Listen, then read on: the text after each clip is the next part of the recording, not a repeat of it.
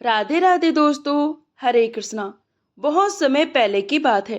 किसी गांव में चौधरी चरण सिंह रहते थे। उनका भरा पूरा परिवार था और उनके परिवार में उनकी बुढ़ी माँ सुमित्रा देवी और उनका छोटा भाई उदय सिंह और उनकी अपनी पत्नी जिसका नाम था सुगंधा देवी। एक बेटा भी था 10 साल का, जिसका नाम उन्होंने बड़े ही प्यार से वीर सिंह रखा था। चौधरी चरण सिंह यहीं कोई 12 वर्ष के रहे होंगे, तब उनके पिता का साया उनके सर से उठ गया था। उनकी माँ सुमित्रा देवी ने ही उन्हें पाल पोस कर बड़ा किया था। पिता का साया सर से उठ जाने के बाद चरण सिंह वक्त से पहले ही जवान हो गए थे। अब उन्होंने अपने छोटे भाई को भी अपने बेटे की तरह ही पाला पोसा था। सारे घर की जिम्मेदारी उन्होंने अपने सर पर ले ली थी। खेत खलियान, बाग बगीचे, हर चीज की जिम्मेदारी उन्हीं के सिर पर थी। चरण सिंह ने अपने भाई को पालने में कोई कमी ना छोड़ी थी। उसकी एक एक खुशी का ख्याल रखते थे। चौधरी चरण सिंह के पास रुपए पैसे की कोई कमी नहीं थी। खेत खलियान, बाग बगीचे, सब कुछ उनके पास था और उनका भाई उदय सिंह भी अब जवान हो गया था। अपने भाई की छत्र छाया में पलते हुए उदय सिंह एक गबरू जवान बन गया था। वे अपने भाई की बड़ी ही इज्जत करता था। अपनी भाभी से भी बड़ा लाड लडाता, क्योंकि उसकी भाभी ने भी उसे बिल्कुल बेटे की तरह ही पाला पोसा था। उसी गांव में गिरधारी नाम का एक नाई भी रहता था, जो वक्त पर आकर चौधरी साहब की हजामत बनाया करता था और उनके घर में कई बार आता जाता रहता था। फिर ये भी कह सकते हैं कि वे एक विश्वास पात्र नौकर भी था। उनके घर में नौकर चाकर की कोई कमी नहीं थी, पर नाई का अपना एक विशेष स्थान था। उस घर में चौधरी साहब के घर में एक घोड़ी थी, जो उनको अत्यंत प्रिय थी। उसके बाद अगर वे किसी जानवर को प्यार करते थे तो वह था जबरू कुत्ता। ये दो जानवर उनकी जिंदगी में बड़ा ही अहम स्थान रखते थे। वैसे तो जानवरों की उनके घर में कोई कमी ना थी। उनकी देखभाल सब नौकर चाकर ही करते थे, पर घोड़ी और जबरू कुत्ते की चौधरी साहब खुद ही देखभाल करते थे। जिंदगी बड़ी खुशी से बीत रही थी। तभी उदय सिंह से एक गलती हो गई। उदय सिंह पास के गांव के एक लड़की से प्रेम कर बैठा। प्रेम तक तो ठीक था, पर वह लड़के चरण सिंह के सबसे बड़े दुश्मन विजय सिंह की बहन थी। चौधरी चरण सिंह और विजय सिंह आपस में इतने कट्टर दुश्मन थे कि वे एक दूसरे की शक्ल भी नहीं देखना चाहते थे। कई बार गांव वालों ने समझा बुझाकर उनकी दोस्ती कराने की कोशिश भी की, पर सब नाकामयाब रहे। अब धीरे धीरे बात सारे गांव में फैलने लगी। वे कहते हैं ना कि इश्क छुपाए नहीं चुपता। उदय सिंह ने उस लड़की से, जिसका नाम था सुगन्ना, प्यार तो कर लिया, जीने मरने की कसम भी खा ली, पर अपने भाई से मन ही मन डर भी था। पर उस लड़की को भी छोड़ नहीं सकता था, क्योंकि उससे दिल जान से प्यार कर बैठा था। सुगन्ना भी उससे बड़ा ही प्रेम करती थी। उससे अलग होने की कल्पना भी नहीं कर सकती थी। एक दिन उदय सिंह और सुगना मिले तो बातें करने लगे। उदय सिंह ने कहा, सुगना, मेरे भैया कभी भी इस शादी के लिए राजी नहीं होंगे। वे तो बड़े ही जिद्दी स्वभाव के हैं। पता नहीं तुम्हारे भैया भी इस बात को स्वीकार करेंगे कि नहीं।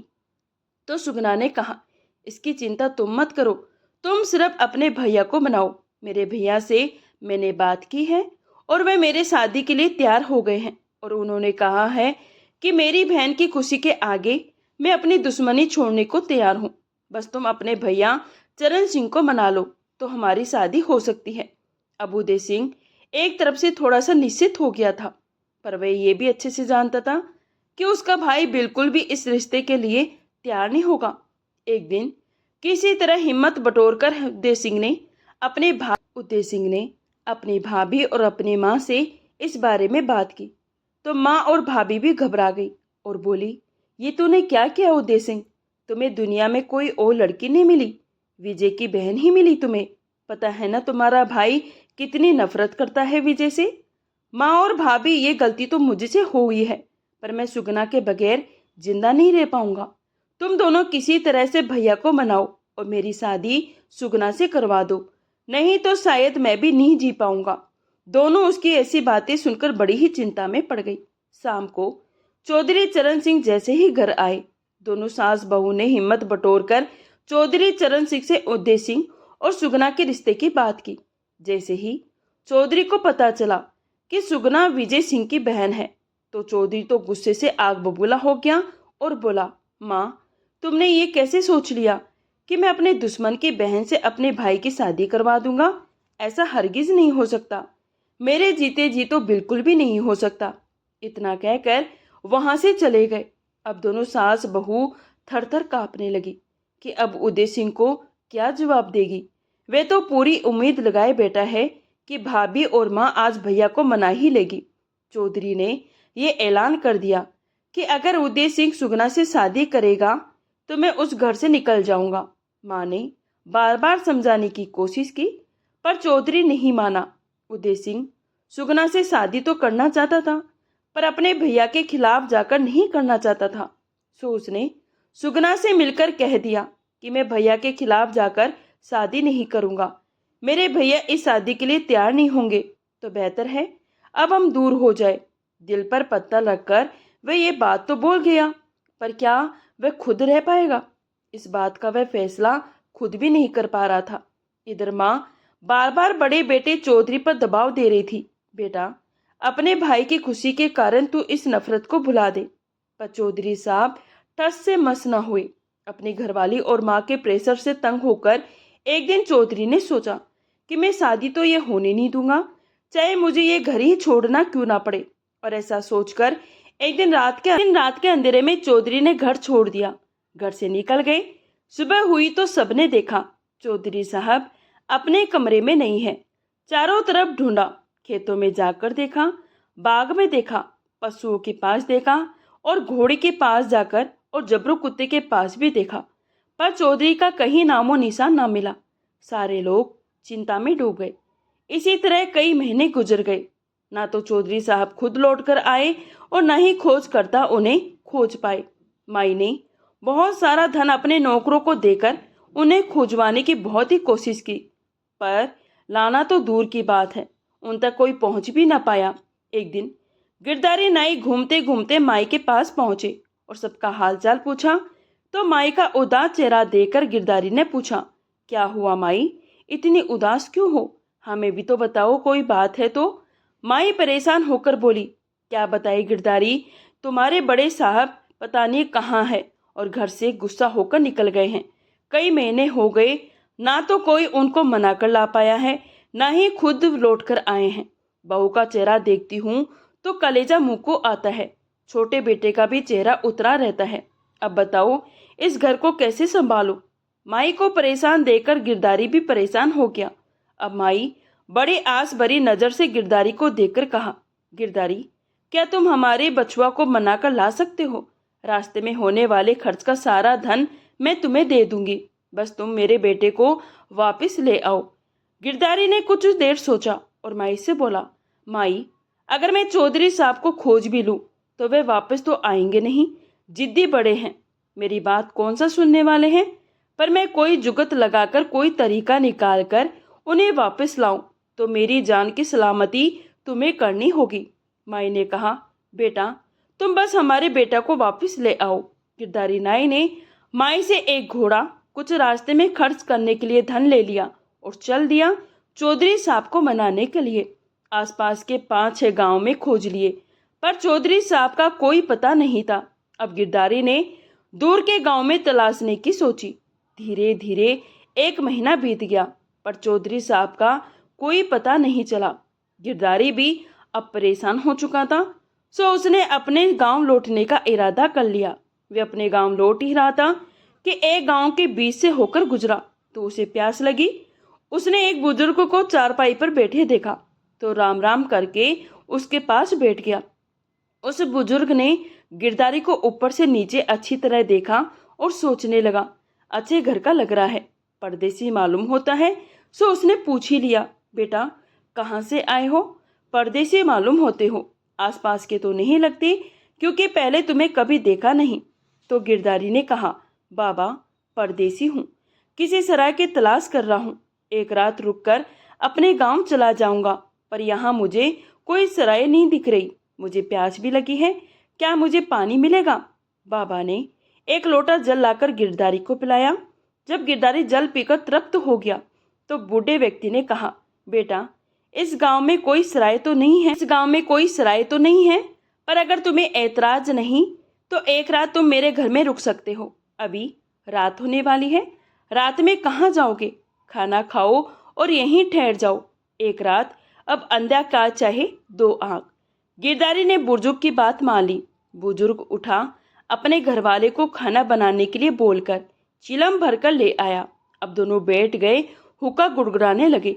गिरधारी ने जैसे ही कस लिया तो उसे तंबाकू का स्वाद जाना पहचाना लग रहा था। उसने कुछ देर सोचा तो जैसे उसे सब कुछ याद आया। उसने तुरंत बुजुर्ग से पूछा, बाबा, क्या ये तंबाकू आपने खुद बनाया है? तो बुजुर्ग ने कहा, नहीं बेटा, ये तंबाकू मैंने नहीं बनाया। हमारे गांव में एक व्यापारी रहता है, उसके घर में एक आदमी रहता है। अभी 4-5 महीने पहले ही आया था। वे व्यापारी के घर वहीं इसी तंबाकू को बनाता है और व्यापारी इसे बेच देता है। तब गिरधारी ने कहा, बाबा, मुझे उस व्यापारी के घर ले चलो ना। बुजुर्ग उसे लेकर व्यापारी के घर पहुंचा। उसने व्यापारी से कहा, बेटा, ये परदेसी तुमसे मिलना चाहता है। व्यापारी ने गिरधारी को देखा और पूछा, बताओ क्या काम है? तो गिरधारी ने कहा, तुम्हारे हाथ का तंबाकू मुझे बहुत ही पसंद आया, सो मुझे तुमसे काफी मात्रा में तंबाकू खरीदना है। बस तुम मुझे ये बता दो कि ये तंबाकू किसने बनाया है। ये सुनकर व्यापारी बड़ा ही खुश हुआ और बोला, मेरे यहाँ पर एक आदमी काम करता है, 5-6 महीने पहले ही आया है, वहीं ये तंबाकू बनाता है और मैं इस तंबाकू को बेच देता हूँ। गिरधारी ने कहा, क्या मैं उस आदमी से एक बार मिल सकता हूँ? तो व्यापारी ने अपने नौकर से कहा, जाओ इन्हें मगरू से मिलवा दो। मगरू नाम सुनते ही गिरधारी के दिमाग की घंटी बजने लगी। ये मगरू कौन हो सकता है? जैसे ही गिरधारी उस आदमी के पास पहुंचा तो उस आदमी ने गिरधारी को देखते ही अपना मुंह छिपा लिया, पर गिरधारी उसको पहचान गया। ओह, तो ये चौधरी साहब है, अपना नाम मगरू बताकर यहाँ पर रह रहे हैं। देखो, इनके नवाबी वहाँ पर सब गुस्सा दिखाते हैं और यहाँ दूसरे के घर में तंबाकू कूट रहे हैं। गिरधारी ने मौके की नजाकत को समझते हुए बस उनसे औपचारिक बातें की और व्यापारी से आकर तंबाकू का मोल भाव करने लगा। व्यापारी भी लालच में आ गया कि बड़ी पार्टी लगती है, चौका तंबाकू बिक जाएगा। सो व्यापारी ने आग्रह किया कि आज रात आप मेरे यहीं पर रह जाओ। रात को खाना खाकर गिरधारी को छत पर सुला दिया गया। गिरधारी की आंख ही लगी थी कि देखते ही देखते एक व्यक्ति मुंह छुपाकर उसके पास चला आ रहा था। पास आकर उस व्यक्ति ने गिरधारी को झंझोर के उठाया। हड़बड़ाकर गिरधारी उठकर बैठ गया। देखा तो सामने चौधरी साहब खड़े थे। चौधरी साहब गिरधारी से बोले, गिरधारी, तुम यहाँ क्यों आए हो? क्या प्रयोजन है? तो गिरधारी थोड़ी देर चुप रहा, फिर बोला, चौधरी साहब, मैं किसी औषधि की तलाश में आया हूँ। कोई बीमार है और वैद्य जी ने कहा है ये औषधि जल्द से जल्द लाकर दो। गिरधारी ने जानबूझकर झूठ बोला, क्योंकि अगर वह सीधे सीधे ये कह देता कि मैं आपको मनाने के लिए और आपका पता लगाने के लिए आया हूँ, चौधरी साहब बिल्कुल भी उसके साथ जाने को राजी नहीं होते। कोई तकड़म लगानी ही पड़ेगी इनको साथ ले जाने के लिए। चौधरी साहब ने आंखों में आंसू भरकर गिरधारी से पूछा, गिरधारी, घर में सब कैसे हैं? माई कैसे हैं? मेरा भाई उदय सिंह कैसा है? मेरी पत्नी और मेरा बेटा कैसा है? मेरी घोड़ी और झबरू कुत्ता कैसा है? ये सुनकर गिरधारी थोड़ी देर के लिए चुप रहा, फिर परेशान होता हुआ बोला, सब ठीक है चौधरी साहब, बस आपकी घोड़ी। इतना कहकर गिरधारी चुप हो गया। बस आपकी घोड़ी। ये सुनकर चौधरी को अंदर ही अंदर कुछ खल रहा था। उसने पूछा, गिरधारी, चुप क्यों हो गया? क्या हुआ? अब गिरधारी बोला, मालिक, क्या बताऊं, आप तो चले आए, नौकर कहाँ इतना ध्यान रखते हैं। घोड़ी ने जंगली घास खा ली, जिसकी वजह से उसकी तबीयत खराब हो गई। कई वैद्य को बुलाया गया पर ठीक ना हो सकी। संध्या उसने दम तोड़ दिया। जैसे ही ये सुना, चौधरी साहब बिलक कर रो पड़े। चौधरी साहब बिलकते हुए गिरधारी नाई से फिर पूछा। गिरधारी उन्हें सांत्वना देने लगे और बोला, मालिक, घोड़ी तक तो ठीक है, पर मालिक, अब आपका जबरू कुत्ता। इतना कहकर गिरधारी फिर से चुप हो गया। उसकी चुप्पी देखकर चौधरी साहब को फिर से कोई आशंका हुई और बोले, गिरधारी, मेरा दिल बैठा जा रहा है। अब जबरू को क्या हुआ, क्या हुआ? गिरधारी उदास होते हुए बोला, अब क्या बताऊं मालिक। घोड़ी का जूठा पानी जबरू ने पी लिया, जिससे उसे भी संक्रमण हो गया। थोड़ी देर बाद तड़पते हुए उसने भी दम तोड़ दिया। दोनों को एक जगह ही दफना दिया गया। मालिक साहब, अब चौधरी साहब ने जैसे ही ये बात सुनी, एक गम क्या कम था, घोड़ी अब जबरू कुत्ता भी चला गया। उनकी आंखों से आंसू आ गए। चौधरी साहब सुबकने लगे। चौधरी साहब को चुप कराते हुए गिरधारी बोला, जानवरों की तो बात ठीक है मालिक, पर माँ जी। अब माँ जी कहकर फिर से रुक गया। गिरधारी माँ जी की सुनकर तो चौधरी साहब के प्राणी खड़े अटक गए। जोर से बोले, गिरधारी सही सही बता, क्या हुआ माँ जी को? गिरधारी ने कहा, क्या बताए मालिक, जिसका बड़ा बेटा घर छोड़कर निकल जाए और छोटा बेटा किसी लड़की के साथ भाग जाए, जिसकी घोड़ी मर जाए, जबरू कुत्ता मर जाए, तो उस बेचारी बुड्ढी के मन पर क्या बीतेगी। अम्मा जी भी चल बसी। इतना सुनना था कि चौधरी साहब धाड़ मारकर रोने लग गए। हाय माई, मुझे छोड़कर कहाँ चली गई। मैं कितना पापी हूँ जो अपने माई और अपने परिवार को छोड़कर घर से निकल आया। अपने आप को कोसने लगे। गिरधारी नाई को यह सब अच्छा तो नहीं लग रहा था, पर उन्हें किसी तरह से चौधरी साहब को घर जो ले जाना था, सो अपनी बात जारी रखते हुए बोले, चौधरी साहब अपने आप को संभालिए। माई का तो फिर भी बुढ़ापा था, पक्के हाथ पैर थे, सो चल बसी, पर आपका बेटा वीर। इतनी बात कहकर फिर से गिरधारी चुप हो गया। अब तो मानो चौधरी तड़प उठा। गिरधारी की गर्दन पकड़कर बोला, गिरधारी अगर मेरे बेटे को कुछ भी हुआ होगा तो मैं तुम्हें जिंदा नहीं छोड़ूंगा। गिरधारी अपना गला छुड़ाते हुए बोला, चौधरी साहब पहले मेरी पूरी बात तो सुन लो। मायके गुजर जाने के बाद बड़ी मालकिन को भी जैसे सदमा लग गया। वह भी बिस्तर से लग गई। अभी छोटे मालिक वीर सिंह का कोई ध्यान रखने वाला नहीं बचा, सो वह भी बीमार हो गए। उन्हीं की तो औषधि लेने के लिए मैं दर दर भटक रहा हूँ। जैसे ही चौधरी ने ये वचन सुने, एकदम से उठा और बोला, मुझे अभी घर जाना है। तुम्हारा घोड़ा कहाँ है? मुझे अपना घोड़ा दो। तुम्हें जिस तरह आना है तुम वैसे ही आना। मुझे अपने बच्चे को देखना है। मैं सब कुछ तो खो चुका हूँ, अपने बच्चे को नहीं खोना चाहूंगा। मुझे उसके पास जाना है। इतना कहकर चौधरी और बोला, मुझे अभी घर जाना है। तुम्हारा घोड़ा कहाँ है? मुझे अपना घोड़ा दो। तुम्हें जिस तरह आना है तुम वैसे आ जाना। मुझे अपने बच्चे को देखना है। मैं सब कुछ तो खो चुका हूँ, अपने बच्चे को नहीं खोना चाहूंगा। मुझे उसके पास जाना है। और इतना कहकर चौधरी घोड़ा लेकर सर पर पांव रखकर दौड़ पड़ा और वहां से चल दिए। गिरधारी नैने में भी चिल्लाता रह गया, चौधरी साहब मुझे भी साथ ले चलो, मुझे भी तो उसी गांव में जाना है। पर चौधरी साहब ने उसके एक ना सुनी। गिरधारी मुझो को ताव देकर मंद ही मंद मुस्कुरा रहा था। कोई बात नहीं चौधरी साहब, घर तो वैसे भी मैं आ जाऊंगा, पर मुझे खुशी इस बात की है कि मैं आपको मनाकर ले जा रहा हूँ। गिरधारी ने उसे व्यापारी से एक घोड़ा खरीदा। वह भी गांव की तरफ चल दिया। पैसे की कमी तो उसके पास थी नहीं। माई ने काफी सारा धन उसे रास्ते में खर्च करने को जो दिया था। उधर चौधरी दौड़ा हुआ चला जा रहा था, घोड़े पर रपट मार रहा था। रात रात में उसने पूरा सफर तय कर लिया, कहीं पानी पीने के लिए भी नहीं रुका। दिन निकलते ही चौधरी साहब अपने गांव में घुस गया। गांव में पहुंचते ही पूरा दोपहर हो गया तो देखता क्या है, तालाब के किनारे उसकी गबरू घोड़ी खड़ी है। पहले तो चौधरी को यकीन नहीं हुआ, उसको लगा किसी और की घोड़ी खड़ी है। पर जैसे ही घोड़ी ने चौधरी साहब को देखा तो नौकरों के हाथ से छूटकर सर पर दौड़ते हुए चौधरी साहब के पास आ गई, उनके गले लग गई। चौधरी साहब उसको देखकर भावुक हो गए। उन्हें यकीन नहीं हो रहा था कि ये जिंदा है। तभी झबरू कुत्ता भी दौड़ता हुआ आया और चौधरी साहब की गोद में चढ़ गया। अब झबरू को देखकर तो चौधरी साहब को आश्चर्य का ठिकाना न रहा। वे कुछ समझ नहीं पा रहे थे। इधर नौकरों ने दौड़कर माई को सूचना दी कि चौधरी साहब वापस आ गए हैं। इतना सुनते ही माई दौड़ी दौड़ी आई। इधर चौधरी साहब ने जैसे ही दहलीज पर कदम रखा तो माई को सामने देखकर उनके खुशी का ठिकाना न रहा। माई से गले लगकर जोर जोर से रोने लगे और बोले, माई मैं तुम्हें जिंदा देखकर बता नहीं सकता मैं कितना खुश हो रहा हूँ। और मुझे झूठी खबर क्यों दी, मुझे झूठी खबर क्यों दी गई। अब मेरा वीर कैसा है, ये भी बता दो। उसकी माई कैसी है ये भी मैंने बता दो। मुझसे अब रुका न जा रहा, मेरा कलेजा फटा जा रहा है। माई ने कहा, क्यों? वीर को और उसकी माई को क्या हुआ? वे दोनों तो भले चंगे हैं। ये सुनकर चौधरी साहब की जान में जान आ गई। अब वे समझ चुके थे कि ये सब नाई की करतूत है। चौधरी साहब को बड़ा गुस्सा आया। अपनी बंदूक उतार कर बोले, आज नाई को जिंदा नहीं छोड़ूंगा।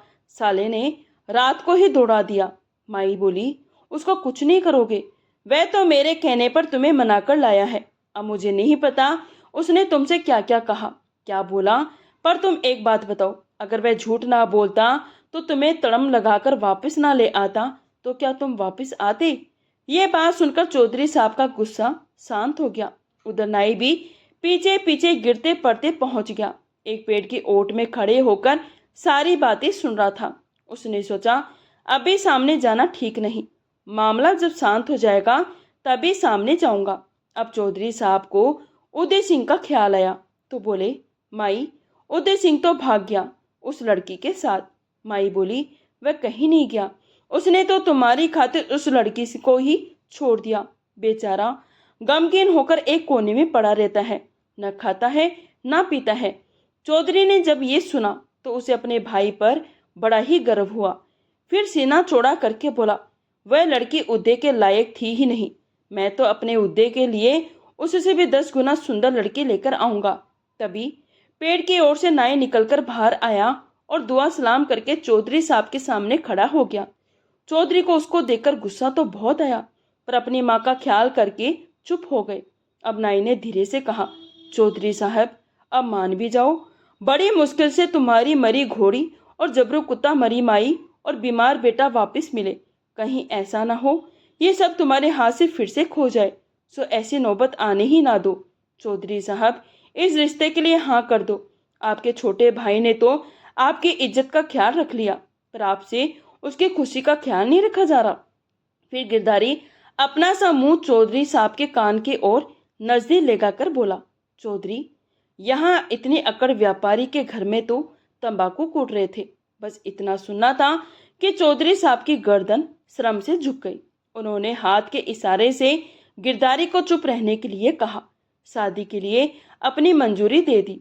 बड़ी धूमधाम से उदय सिंह और सुगना का विवाह संपन्न हुआ। सुगना वधू बनकर जब चौधरी साहब के घर आए तो उसने अपने मधुर व्यवहार से सबका मन मोह लिया। सुगना का व्यवहार देखकर चौधरी साहब को अब अपने किए पर पछतावा हो रहा था। अब चौधरी साहब के घर में खुशहाली ही खुशहाली थी। गिरधारी नाई को भी ढेर सारा इनाम देकर अपने घर में एक अच्छी पद पर रख लिया था। तो दोस्तों, हमारी कहानी यहाँ समाप्त होती है। आज की हमारी कहानी कैसी लगी प्लीज़ कमेंट बॉक्स में मुझे ज़रूर बताएं। और हाँ दोस्तों, अगर आप मेरे चैनल पर पहली बार आए हैं तो प्लीज़ चैनल को सब्सक्राइब कर लीजिए। कहानी सुनने के लिए आप सभी का धन्यवाद। राधे राधे, जय श्री कृष्णा।